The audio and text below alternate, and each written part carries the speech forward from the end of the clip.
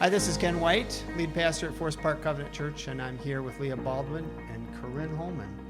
And we are going to talk a little bit about our Alaska mission trip that we did with Praying Pelicans at the beginning of July. And so, just like always, I like to try to start with a personal note and learn a little bit about the persons that we're talking with. So I'll start with Leah. Leah, tell us a little bit about what year you're in school and what you're looking forward to this year. Well, I am going into 10th grade at Norton Shores High School, and I think I'm really looking forward to marching band. Actually marching band and choir and jazz band. I just love music, like a lot. Yeah. And now that I have 3 electives in my schedule, I feel like it'll be a fun school year, hopefully. And the 3 electives are the music? Yeah. Things? Okay. Yeah. That's great. Well, we've already talked about the fact that I was in the Michigan marching band. Yeah. Which, got some props from you on that one. So. Yeah. What's your role in the marching band this year? Well, I'm the sophomore drum major this year, which is definitely a lot different than marching in the actual band. But I love it, even though it's really stressful. But I love being able to help the people in the band because I care about the band and just being able to be a part of like the behind the scenes work and just making sure that everything is, I don't know. I just like being helpful. And how many students in the marching band? Oh my goodness. I think there's like 163 people. That's a big high school band. Yeah. Yeah. You guys have your theme all set for the year and what you're going to be playing? Yeah. This year's theme, I believe it's called Peace and Love. Peace and Love. Okay. And it's all music from like the 60s and just kind of like the hippie era, I guess you could say. Yeah. Like there's the Beatles. And that's like the only band I know from the 60s. Well, when I was a freshman at Michigan, our theme in 1978 was Saturday Night Fever. Just so you know, you'll have to kind of look it up. That was a great halftime show. So I'll have to look 60s. it up. So we'll have to check that out. Yeah, I'll have to look at it. Koryn, what year are you? And what are you looking forward to this year? I'm going to be a senior this year. Ah. And I'm looking forward to graduating. Okay. And also, I'm taking a construction trades class at our Career Tech Center. Yeah. That I'm looking forward to. Get to build a house. Oh, you do? Wait, Where's the house going to be? They have like a neighborhood where they build one house every year. It's like around the CTC. Oh, that's cool. So, The CTC. What does that Career say? Tech Center. Okay. And where are you going to school next year? Do you know? For sure yet? Don't know for sure yet. Do you know which way you're leaning? Know which way I'm leaning, yes. Leaning towards Northern Michigan University. Oh, great. Otherwise, it'll be Ferris, but Okay. leaning. How far away is Northern Michigan University? About 7 hours. Oh, wow. Is it Marquette? Marquette, yes. Okay. I'm the UP. Oh, good. Yeah. You'll be in some sort of construction management program there? Yes. Oh, good.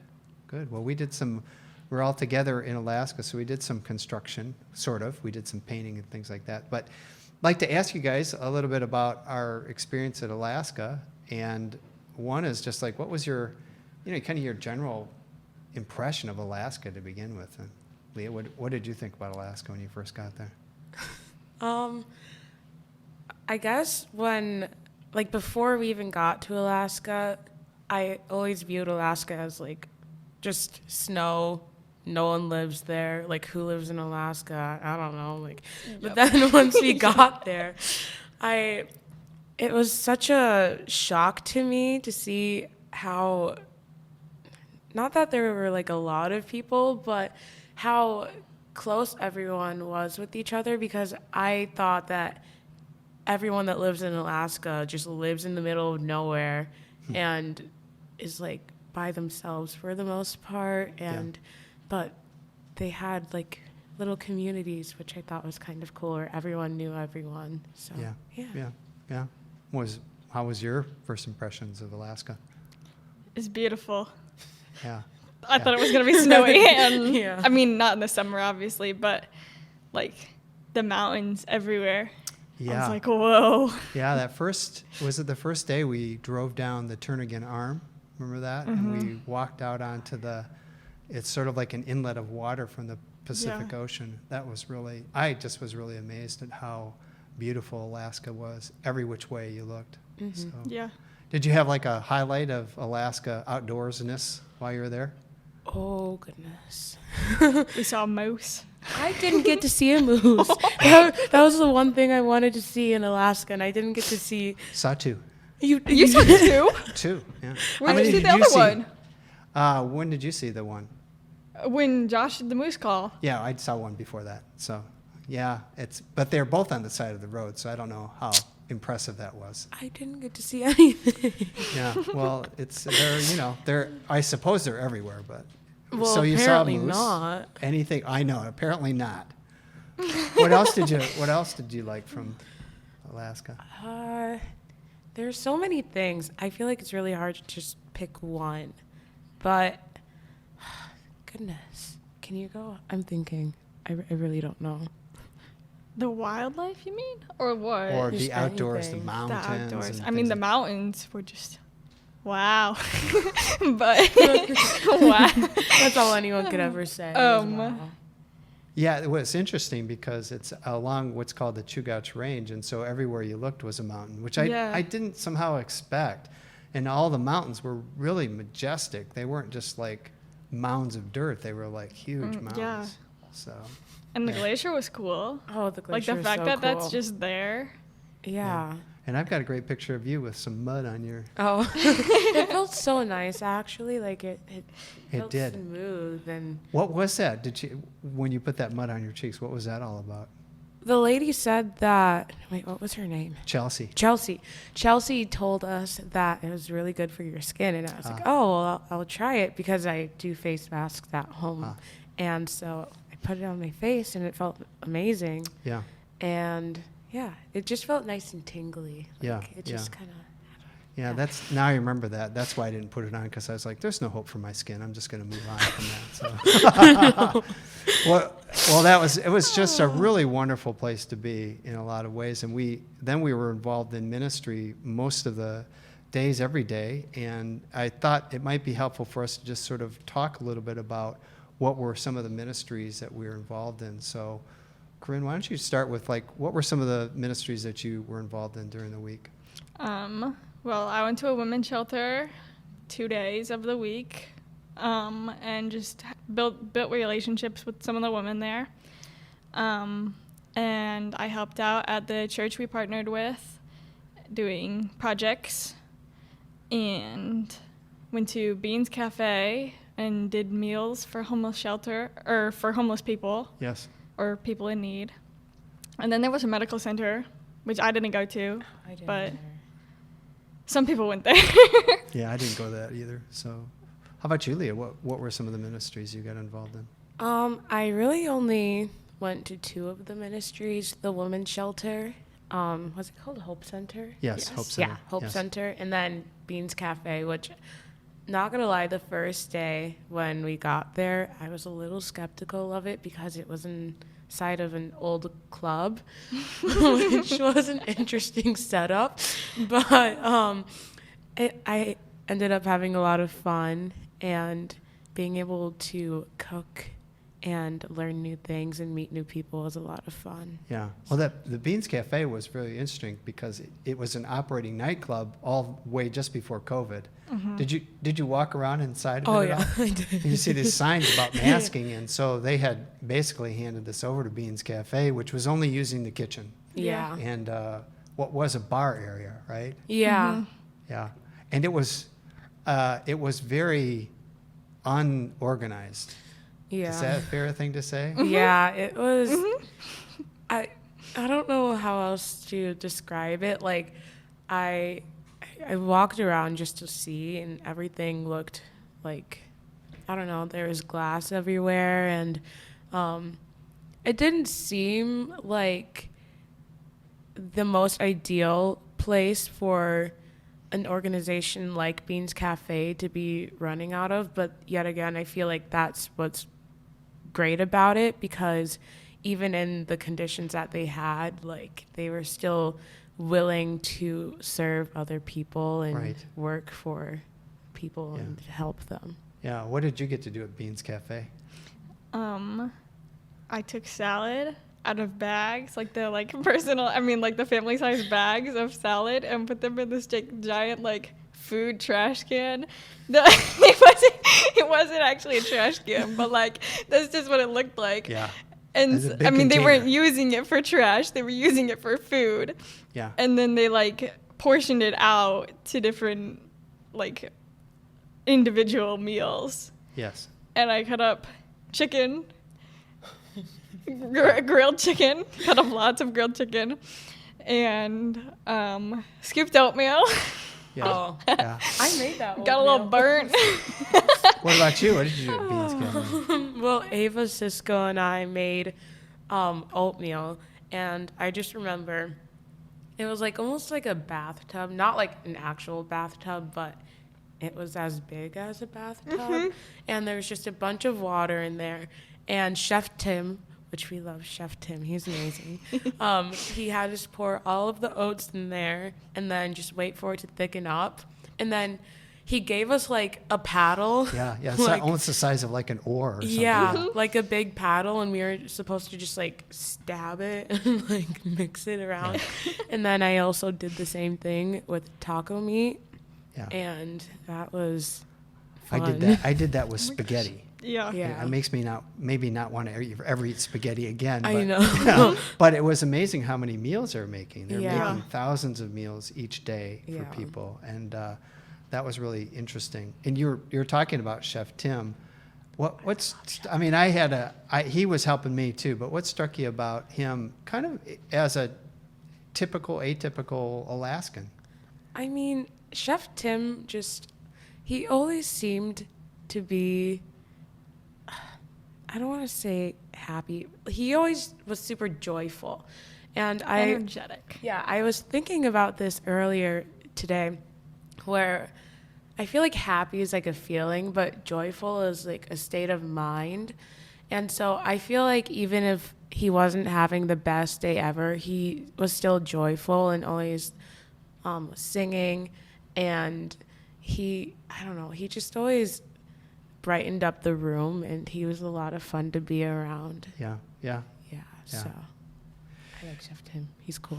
So Beans Cafe, they provided meals. Hope Center provided meals, and they had a homeless center there for women. Other ministries that you were involved in that you want to highlight? The park ministries, that Yeah. was a lot of fun. Was it Chugach?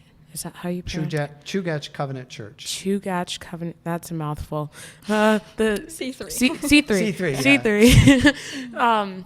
They had the park ministry going across the street from the church, and I really enjoyed being a part of that and getting to know the kids from the neighborhood. Yeah. And also getting to know the other ministry people from Texas. Is that where they Yeah, were? they were Yeah, from from Texas. Texas. Yeah.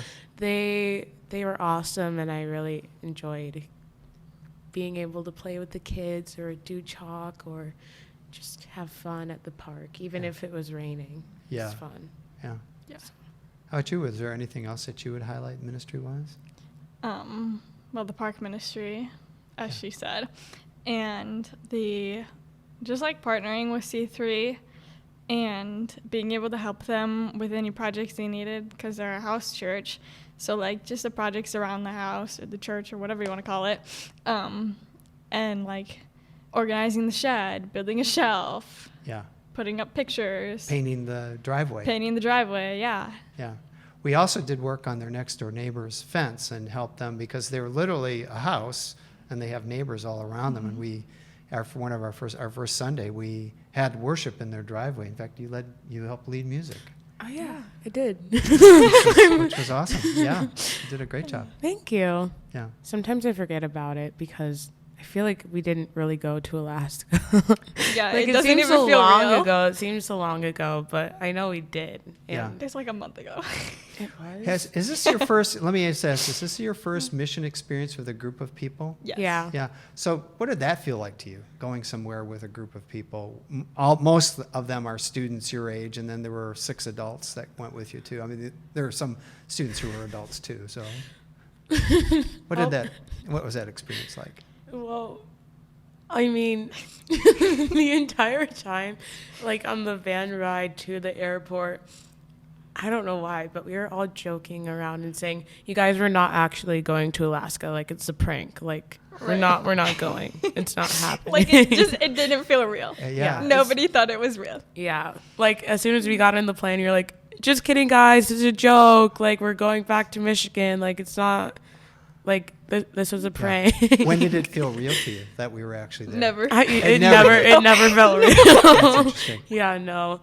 I mean, the 6-hour plane ride should have made it feel real, but I don't know. But then we got there, and it was just like, this still doesn't feel real. No, it Yeah. really didn't. It just felt like a really pretty version of Muskegon, but you didn't know anyone or Yeah. you didn't really know the location. Yeah. But I don't know.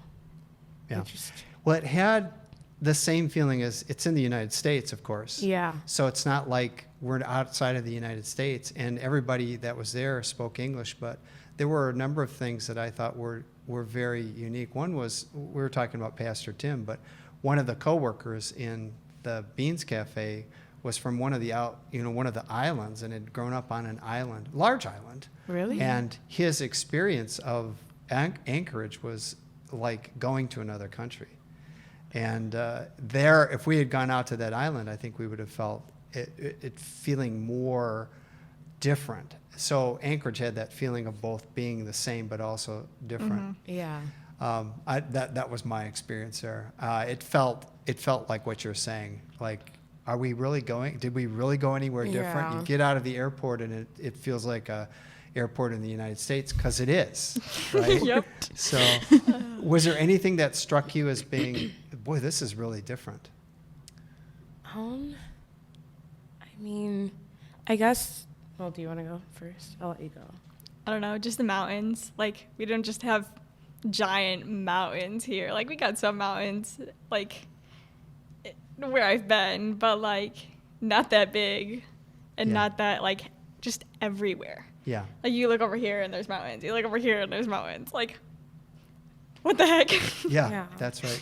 Also, I think when it was still bright out at like midnight, Oh, yeah. that really messed me up. Like the first couple of days we were there, because in our room we had a window, and so we had to put up a sleeping bag to try to cover it up, Yeah. but it was still really bright in the room. And so I remember waking up in the middle of the night, and I was thinking to myself, I was like, did someone forget to set an alarm or something? Like, I feel like we're supposed to be up right now, and we're late for something, and this just doesn't feel right. And then I checked my phone, and it was like 2 in the morning. Yeah. So that was kind of confusing, and also the time change was different, and like we would still be up, and I wanted to talk to my friends, and then it's like, oh, they're already It's 2 a.m. asleep. Yeah. It's 2 a.m. right now. And I remember I even messaged one of my teachers, and I was like, oh, I don't know why, I just thought of you, and I hope you're having a good summer. And then I realized it's like midnight for him right now. He's probably thinking I'm crazy. So I feel like that also just was Yeah, different. I went to Walmart the first night we were there, and we like walked out of Walmart at 11 o'clock at night, and it felt like 5 p.m. And I Yeah. was like, what in the world? Because Yeah. the sun was Yeah. up in the sky. Yeah. Well, I think part of what is important about these mission trips is experiencing something that's different, doing it with people, and being open to whatever God wants to teach us. And one of our leaders there, Katrina, I missed Katrina, and her other coworkers, Joshua and Julia, and her sister Rebecca were there, and they would just ask us questions each night. So one of the questions was just like, what was your highlight? What are you learning from God? Those kinds of things. So just sort of a general question, what did you feel like God was teaching you in that time? Or what really struck you kind of in a spiritual sense during your time there? Do you want to go first? I can. Well, I know I like helping people, but like when I was there, I could just like help people all the time, and everybody needed it, and everybody was just like so thankful, and that was really cool to see. And then like there was this lady at the women's shelter, Sunshine. I love Sunshine. Sunshine is so cool. And she like kind of just taught me to be like patient and also thankful for everything that I have, because she hasn't had her own bed in her entire life. She's 61 years old and she's never had her own bed. And she was like, she thought she was going to get her own bed and her own house like in the next week. And she was just so thankful, and she was like, God's blessed me with patience, and now he's finally coming through for me, and I'm getting my own bed. And she was just so excited. Yeah. And it was just really cool to see, like, I get a new bed when I need a new bed. Like, I just realized that I was like really blessed compared to some other people. Yeah. Mm-hmm. Sometimes you don't always realize when other people in your community like are about the same. Yeah. You just don't realize what you have until you see what other people don't have.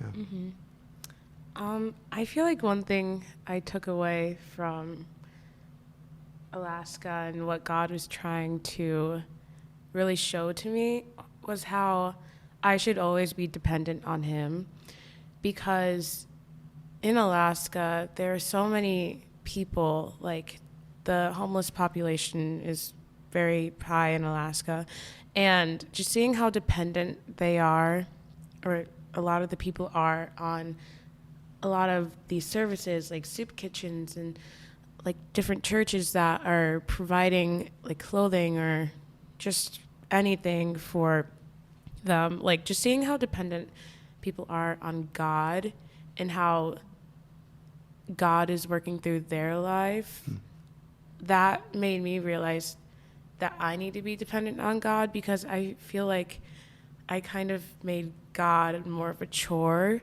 Like reading my Bible, I made that more of a chore. And like, if anything was about to come up, like if something stressful in school is going to happen, like I wasn't depending on God, I was depending on my own strength. And so I feel like that's what God was trying to show me in Alaska, is that I can't do it on my own. Like we need God even in like the stressful times and even in the good times. I think when you're in proximity to people that are that different, especially when you're ministering to people who are homeless and they don't have anything, and then you're like 10 feet away from them, they're like talking to the air because there's some mental illness. You have an experience that you haven't had before, and one of those is as you begin to think about God being real for you and how God is real for them. One of the things I'm curious about, and I'll start with my own sharing, is about what's happened in the month since you got back, some of the realizations that you had. And one of the things that I realized is how much I missed just being around the people that we were around all the time.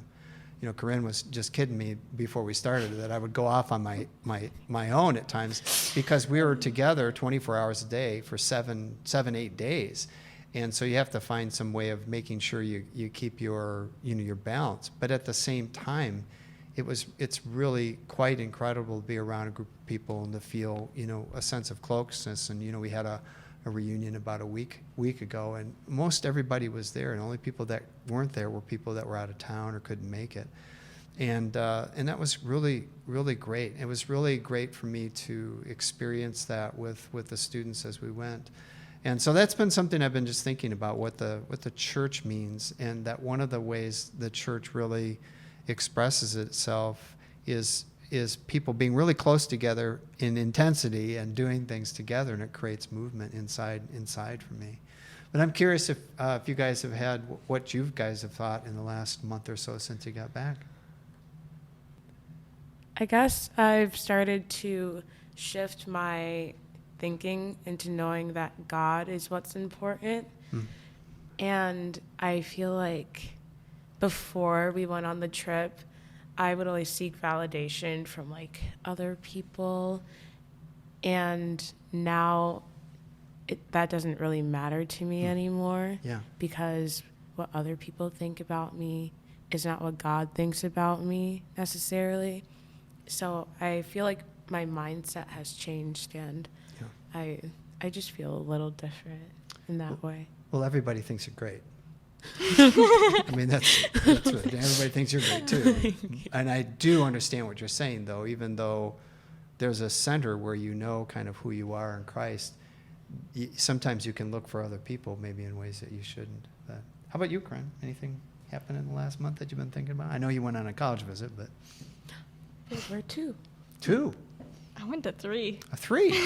I know you went on 3 college visits. But Where'd you go? I went to Northern Michigan University, Michigan Tech, and Ferris State.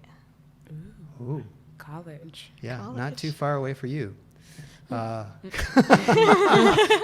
me have my time. Yeah, I'm gonna let you be in Yeah, high my school for a little more time. So, what have you been thinking about in the last month?